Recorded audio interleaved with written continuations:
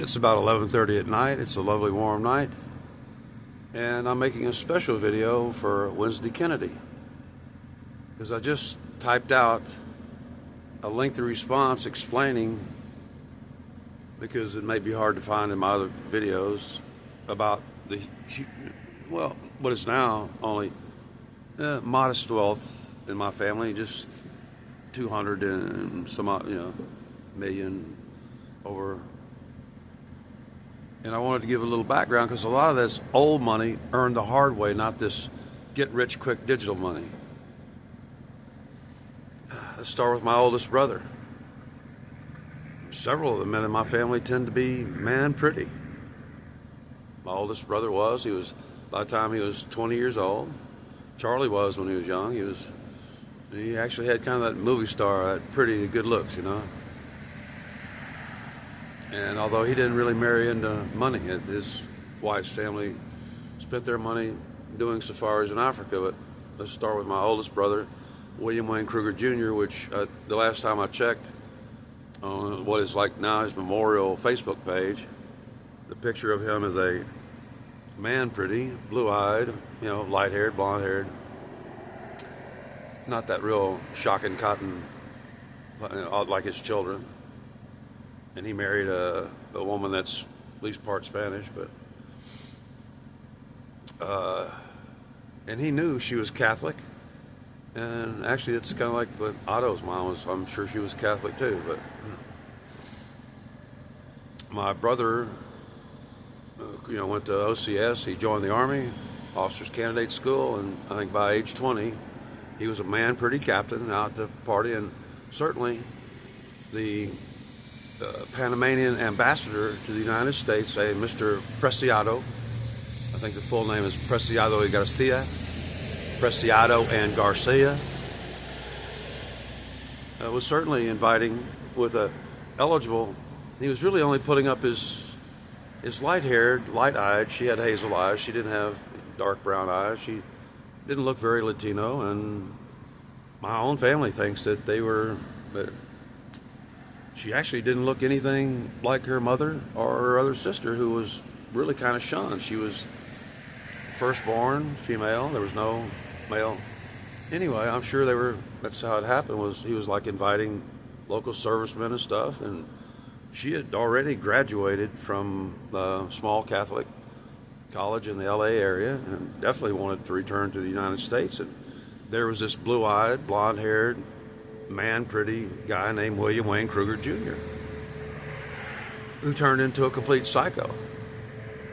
He married her, he cheated on her, he treated her badly, abused her, because he knew she was devoutly Roman Catholic and would never divorce him. And he waited patiently for almost 23 years for his mother-in-law to die. Her father died fairly early. And I need to explain here Wednesday how that wealth came about, which was a political corruption. For everybody listening, as what is really a first-hand knowledge from her to me and her, the Panamanian Revolution. She actually, I think, went to the same Catholic school, although boys and girls are segregated, as Omar Torrijos, is what she told me. And the Panamanian Revolution wasn't real. Yeah, they confiscated rich people's land, like her father, Mr. Preciado. That's Preciado if you're going to try to look him up. But they gave him interest-bearing government bonds for about 95% of his property, which was a large fraction, like a 12th or whatever of all of Panama. And they left her, that family, a couple of square miles in the mansion, which is still there in Panama. I know because probably my oldest nephew is now the owner of it. They kind of believe in primogeniture and that. And Mr. Preciado was not only a huge landowner and plantation owner, he also owned a chain of pharmacies, and pretty sure he probably had interest in the Panamanian banks, which soon after the Panamanian Revolution, they began to launder the drug money. First, Colombian gold and all the cocaine money and shit. it was in U.S. dollars being laundered through Panamanian banks. How much money? Please bear in mind, these were interest-bearing government bonds that got to mature for almost like 20 years before they paid off in full. I think she was getting interest, money. She actually had money anyway. And my brother actually really lived off his wife. He never really had a really good paying job. And whenever he needed money, he would just tell his wife to get on the phone to her mom and send another couple of $3,000 that month, every month. That was my brother Bill, the guy who attempted to rob my mother. And whereupon I socially and legally broke my foot off in his ass. Great wealth is the point of this. As I was telling Wednesday Kennedy, I don't know if it went up, it's not showing. Great wealth, in those days, 100 million, especially for two parties, more than almost inevitably, makes people absolutely amoral and insane. They lose all sight of any sort of humanity. You're talking about why don't people share it? No, that's not how it. And they still have assets and stuff like the pharmacies and shit like that in the land. And my other, I'm about to talk about, the other in-law, the family of the man my sister Melanie married,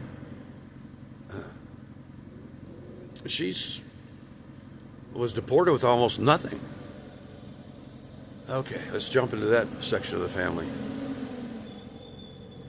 Vera Cara, you can look up her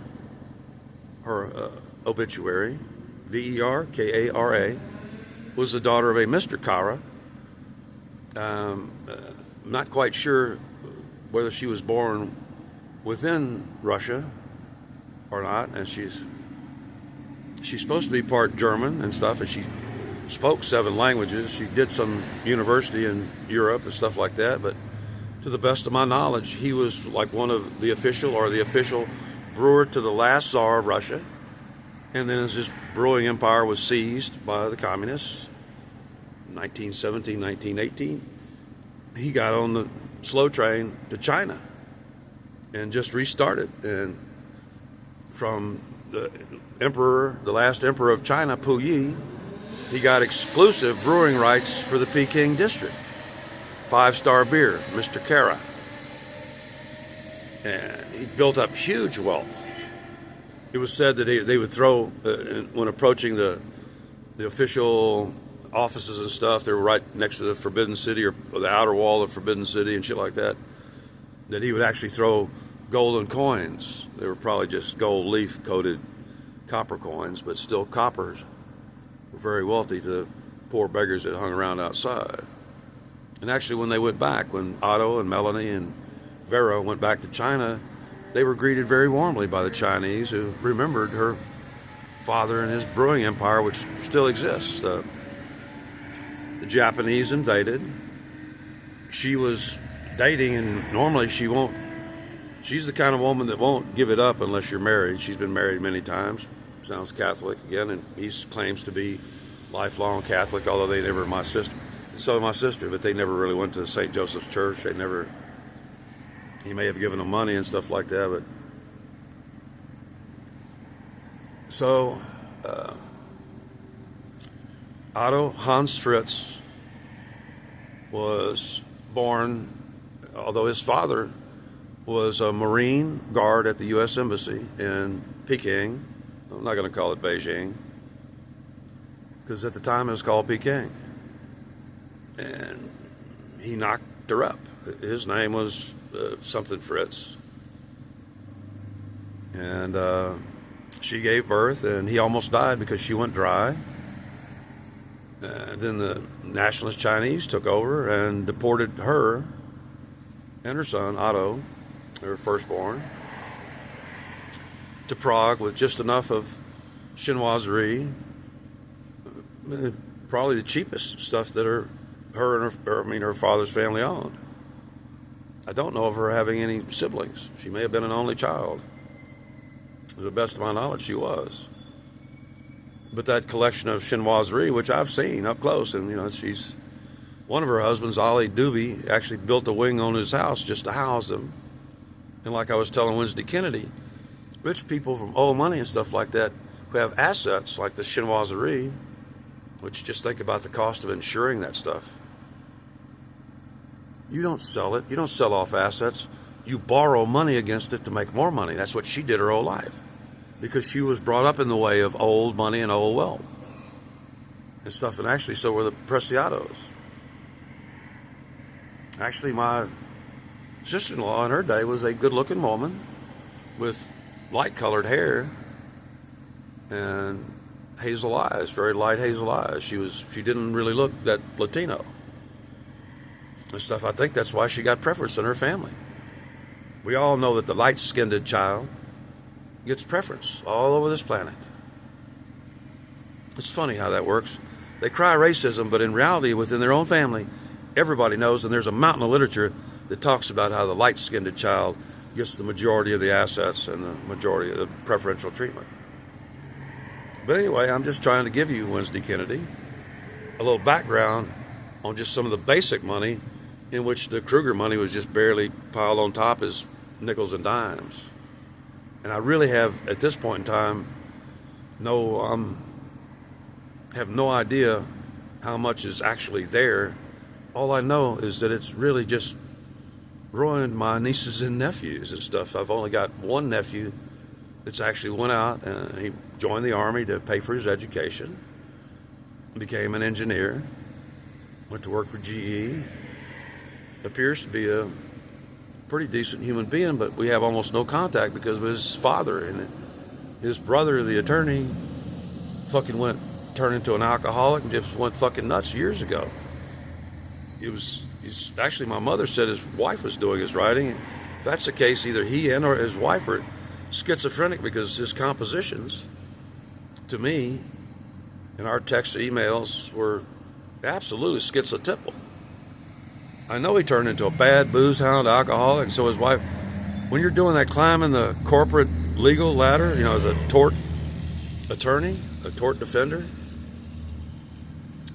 defending godless governments and soulless corporations, it's cocktail party every fucking night. It's cocktails at lunch and shit. He was fucking just,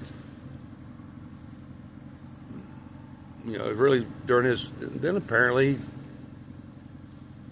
this is just supposition on my part. You have to, unless you're like a really good criminal defender or something like that, you don't get just invited to join a law group, a partnership. You have to buy or earn your way in.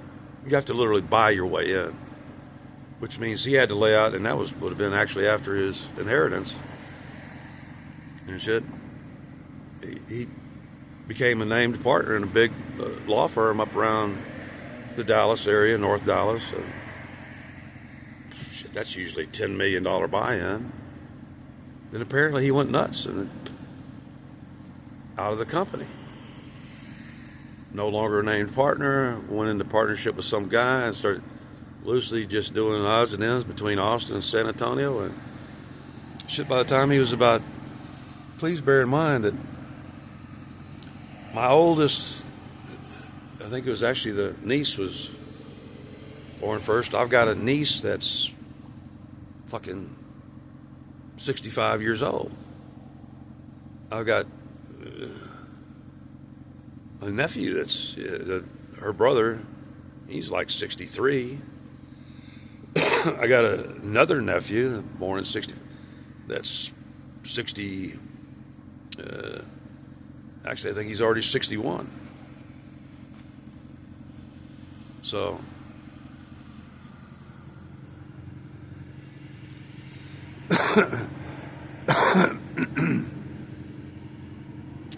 there's like this demon that comes with especially the old money and stuff, and even the new money. I mean, Bill Gates has sunk a ton of money into that golden rice that's rich in beta carotene and supposed to save the eyesight and lives of 2 million children every year. And it's not getting anywhere. It's not getting approved because people Are you listening, Wednesday? I'm about to go Jesus on you. Jesus told Judas, Jesus had been on like a long walk. He had been out preaching and teaching, and you remember this story, Wednesday. And he was laying up, and I think it was Mary they had some really good oils, fragrance oil, and his feet was all cracked up and dried and stuff and really looking ashy and just horrible. And she was rubbing that expensive oil over his feet, and Judas, his treasurer, was telling him, Lord, we can, that's very expensive stuff. We could feed so many poor people with that. He was digging at Jesus. And Jesus just turned to him and said, the poor will always be with us.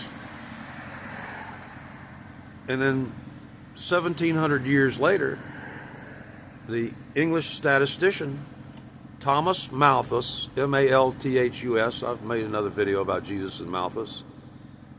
Thomas Malthus looked at all the world's data on commerce and food and grain and all this stuff, all the population. He got a whole, did a massive work and came to the obvious conclusion, well, what we know now is that Jesus was right, is that the poor will always be with us. The more you feed the more poor people you will have.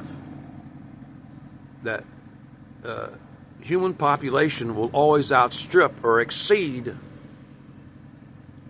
food production and distribution. Thomas Malthus proved that Jesus' little, shot at Judas, telling him that the poor, he didn't mean that the poor will always support us. He was trying to tell Judas that no matter how much we feed the poor will always be with us, because that's part of God's design. So, I hope I've clarified some things, but I was also trying to point out that even this new money, the Bill and Melinda Gates Foundation is one of the most pedophilic organizations I've ever had actual contact with. Penny Stonecipher, the whole bunch. Their set of rules, and they're rejecting my proposal and my offer of a shit ton of money and stuff. All for their, and they told me, no, we only accept donations from children. It was exactly what I got in return in print from Penny Stonecipher. You know how insane that sounds? They only accept donations from groups of children. They're a pedophile group. And Bill Gates is showing that same, instead of actually sharing the money with living people, he wants to try to keep creating more poor people, which, as Jesus said, will always be with us. And food production and distribution, due to the nature of humans' free will, like as we see in Africa. The gangs just steal all the U.S. aid, food aid that comes in there, and turns them into Kalashnikovs and bullets, and continues their 5,000-year reign of slavery on their own people. It's still going on to this day. Jesus was right. Thomas Malthus was right. And there's something about wealth, like I want to finish up with this, that makes people absolutely insane, immoral, and irrational. You're actually more likely to be a clear thinker when you're fucking broke, or damn near broke like me. Okay? Am I making myself clear?